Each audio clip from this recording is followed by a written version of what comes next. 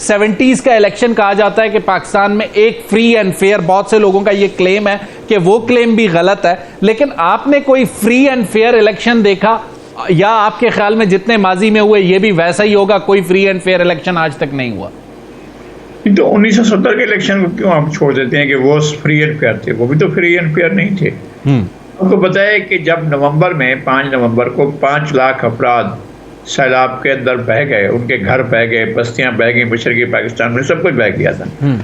और जो दीन बड़ी पार्टियां थी, एक मजदूर किसान पार्टी चताउर रहमान की, और एक मौलाना भाषानी की नेशनल अवामी पार्टी थी, और एक और पार्टी थी मौलवी ए की फजला की। तो ये सारी पार्टियां मुतालबा कर रही थी ना कि इलेक्शन मुलतवी किया जाए चंद दिनों के लिए, क्योंकि अगले महीने पर इलेक्शन हो रहे हैं और 5 तारीख को जलजला वो आता है, अपना सैलाब आता है, और 7 दिसंबर को इलेक्शन हो रहे हैं, 1 महीना 2 दिन के बाद। तो मुतालबा कर रहे हैं कि इलेक्शन से के लिए मुलतवी कर दिया जाए, लेकिन हुकूमत बहुत बजिद है कि जनाब हम इलेक्शन तो वक्त पर ही कराएंगे। अच्छा, ये उस वक्त सूरत हाल थी। लगारी साहब, खासकर हमें थोड़ा सा साउथ पंजाब की डायनामिक्स समझाइएगा। 2 बहुत इंपॉर्टेंट पॉइंट्स मलिक साहब ने हाईलाइट किए, एक इंडिपेंडेंस के, और दूसरा उन्होंने कहा पुरअमन इंतखाबात होने पे सवालिया निशान होगा। कुछ राय ये है कि इस बार जुनूबी पंजाब में एक बड़ी तादाद होगी इंडिपेंडेंस की, और अगर आखिर में जिसने गवर्नमेंट फॉर्म करनी है ये इंडिपेंडेंस उसी तरफ जाएंगे। बिल्कुल ऐसा ही होगा, मेरा ख्याल भी यही है कि हम अगर शुरू करते हैं यहाँ से राजनपुर से, तो राजनपुर में एक बड़ी तादाद जो है वो इंडिपेंडेंस की जीतेगी, क्योंकि रुझान में मुकाबला होगा दृशक और मजारिज का, या मजारिज का आपस में भी तो मुकाबला हो सकता है, लेकिन इसमें वही जीतेंगे। PMLN की पोजीशन होगी, इसलिए कि रियाज मजारी और दोस्त मोहम्मद मजारी चले गए हैं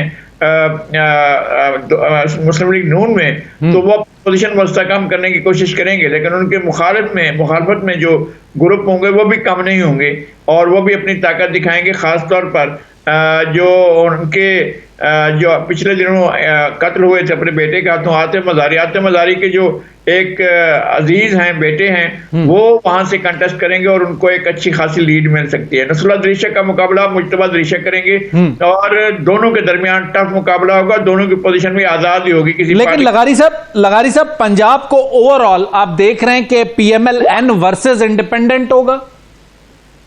नहीं, यहाँ फरीक होंगे। कुछ सीटें PMLN जीतेगी सेंट्रल पंजाब की, और अपना सराइकी बेल्ट में उसको ऐसी मेजॉरिटी नहीं मिलेगी जिसको हम कह सकें कि वो हुकूमत साजी के लिए उसके लिए बहुत जरूरी है, तो ऐसी सूरत हाल नहीं होगी। अब हम डिवीजनल सतह पर इंटरनल खान डिवीजन में ऐसी सूरत हाल नहीं होगी, बहावलपुर डिवीजन में ऐसी सूरत हाल नहीं होगी, मुल्तान डिवीजन में ऐसी सूरत हाल नहीं होगी, और इवन ये कि थल के इलाकों में बक्कर में, मियांवाली में भी ऐसी सूरत हाल नहीं होगी। और यहाँ पर आजाद भी जीतेंगे। पाकिस्तान पीपल्स पार्टी पिछली मरतबा से ज्यादा सीटें लेगी। पीपल्स पार्टी के साथ ये जो 2-3 इलेक्शंस में ज्यादतियां हुई हैं कि उनको पीछे रखा गया है, और इवेंचुअली जिस तरह से 1997 के इलेक्शन में, 1990 के इलेक्शन में, और उसके बाद जो है 2013 के इलेक्शन में, तो उसको पीछे किया गया। 2008 के इलेक्शन के बाद जो इलेक्शन होते रहे उसमें उसको पीछे जाएगा। इस मरतबा उसका इम्कान है कि वो कम बैक करे। लिया में कम बैक कर सकती है, खान में वैसे ही है, मुजफ्फरगढ़ में वैसे ही है,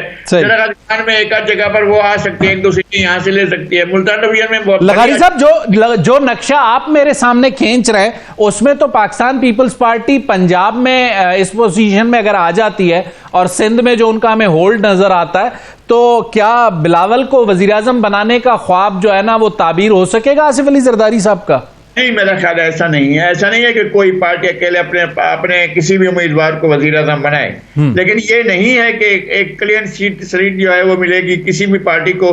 PMLN जो है इतनी मेजॉरिटी हासिल कर ले कि वो अकेले सर हुकूमत बना ले, या कोई और पार्टी, पीपल्स पार्टी भी नहीं, उनको भी आजाद उम्मीदवार। लगारी साहब, जरा सिंध की सूरत हाल पर आप हमें अपनी राय दीजिएगा कि जुनूबी पंजाब की जो आपने सूरत हाल रखी, तो सिंध में पाकिस्तान पीपल्स पार्टी के अगेंस्ट जो कुछ हो रहा है, GDA, MQM, PMLN, तो सिंध को आप कैसे देख रहे हैं? सिंध में क्या सिचुएशन होगी?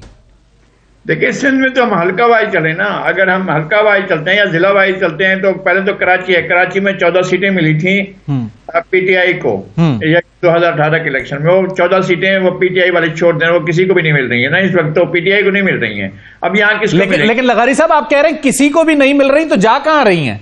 नहीं, मैं वही कह रहा हूँ कि किसी को नहीं मिल रही है। इस तरह से इन ब्लॉक नहीं जा रही है किसी भी तरफ को। अब ये पार्टी तकसीम होगी, एक दो सीटें जमात इस्लामी मिलेंगी, 2-3 सीटें जो है इनमें से 2-3 सीटें जो है वो पीपल्स पार्टी लेगी, 3-4 सीटें जो है वो एमके मिलेगी। इसी तरह से 2-3 सीटें आज़ाद लोग आ जाएंगे। ये जो सीटें थी पीटीआई के पास, बाकी सीटें अपनी अपनी पार्टियां रखेंगी जिनके पास थी। पीपल्स पार्टी के पास मलिर की सीट थी, वाजा अपना जोखियो अब्दुल करीम की सीट थी, आगा रफीउल्लाह की थी, पटेल की वो सीट थी, वो वहां से आए थे। और ये जो अभी सीट कामयाब हुए थे जिसमें हकीम बलोच वो दोबारा वहां पर वो आ सकती है। ये तो सूरत हाल इस तरह से है कि ये सीटें 4 सीटें पीपल्स पार्टी की जो पहले से बनी हुई हैं, अब नई सीटों की तरफ पेशकदमी पीपल्स पार्टी की हो सकती है कि वो माजी के मुकाबले में कोई सीटें और ले ले। बाकी चलते हैं हम चलते हैं इधर ठट्ठा से। ठट्ठा में कोई और नजर नहीं आता ना हमें, सजावट में कोई नजर नहीं आता है, मदीन में कोई नजर नहीं आता, टन्नो मोहम्मद खां में कोई नजर नहीं आता, मिठी में कोई नजर नहीं आता, हैदराबाद और सक्खर में कोई ऐसा एलिमेंट नहीं है। वो देखें कि एमक्यूएम आकर कंटेस्ट करती है और एमक्यूएम की सीट लेती है, लेकिन हम कैसे जीडीए को कंसीडर करें यहाँ पर, और किस तरह से हम पीएमएलएन को करें कंसीडर हैदराबाद में और सक्खर में, तो वहां तो उनका वजूद नहीं है। क्या करेंगे? मदीन वाली सीट जिस पर फहमीदा मिर्जा आई थी, अब वो भी सस्टेन करना चाहती है तो बहुत बड़ी बात होगी अगर वो सीट उनको दोबारा मिलती है तो। बाकी कोई सीट ऐसी नहीं है। और जतोई जो है नशोर फरोज के, वो अपनी सीट के लिए क्या करते हैं, किससे बात करते हैं, किस तरह से कोई जोड़ तोड़ करते हैं, सिर्फ उनका एक मसला। बाकी पूरे सिंध के अंदर कौन सी सीटें, आखिरी 2 मुखालिफ सीटें थी। और बिलावल भुट्टो के खिलाफ लाड़काना में जब राशिद सूमरो लड़ रहे हैं, उसे कैसे देखते हैं लगारी साहब? वो उतना ही वोट ज्यादा से ज्यादा जो पहली दफा लिए थे, पिछली बार लिए थे, वो ज्यादा से ज्यादा से ले जाएंगे। मेरा ख्याल है वोट नहीं लेंगे 50,000। तो फिर तो लगारी साहब सिंध बज़ाहिर दोताई अक्सरियत के साथ पीपल्स पार्टी के साथ ही रहता हुआ नजर आता है, जो मंजरकशी आपने की है। एक छोटा सा सवाल कि 172 का जो गोल्डन नंबर है नेशनल असेंबली का, वो किसी भी सियासी जमात को नजीर लगारी साहब कैसे पूरा करते हुए देखते हैं? नहीं, मैं नहीं देख रहा हूं। मैं ये देख रहा हूं कि बहुत मुनकसिब होगा मैंडेट, और कुछ सीटें जो हैं वो पीपल्स पार्टी पीछे, अगर पीछे भी हुई तो पीएमएलएन से बहुत कम सीटों पर मार्जिन होगा। और इस तरह से दूसरे आजाद उम्मीदवारों की बड़ी तादाद में, और आईपीपी की कोई सीटें होंगी, वो खैबर पख्तूनख्वा में जो है वो मौलाना कुछ सीटें लेंगे। और मुझे अब भी मौलाना की अपनी सीट खतरे में लग रही है, वहां जो है वो मुझे फैसल करीम कुंडी ज्यादा मजबूत लग रहे हैं। नेशनल गवर्नमेंट वाले फॉर्मूले पे जो है ना कमेंट करें अपना।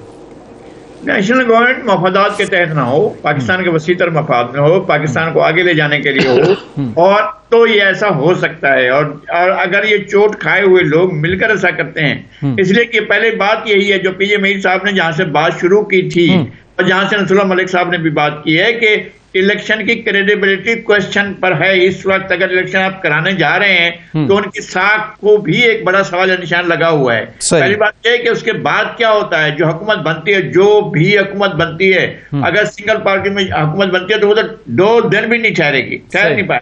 सही, इसलिए कि अगर ये मजमूई तौर पर तमाम पार्टियों को, तमाम फरीकैन को मिलाकर हुकूमत बनती है और उसमें पीटीआई के लोग भी शामिल होते हैं, तो फिर कुछ आगे बढ़ सकेगी। और अगर नेक नियति से एक कदम आगे बढ़ाने की कोशिश की गई और मुल्क को आगे ले जाने की कोशिश की गई तो इम्कानात पैदा हो सकते हैं। अब देखते हैं कि क्या सूरत हाल होती है। होगी वसीउल बुनियाद हुकूमत होगी, पता नहीं वो कौमी हुकूमत होगी या नहीं होगी, लेकिन एक वसीउल बुनियाद हुकूमत जरूर होगी।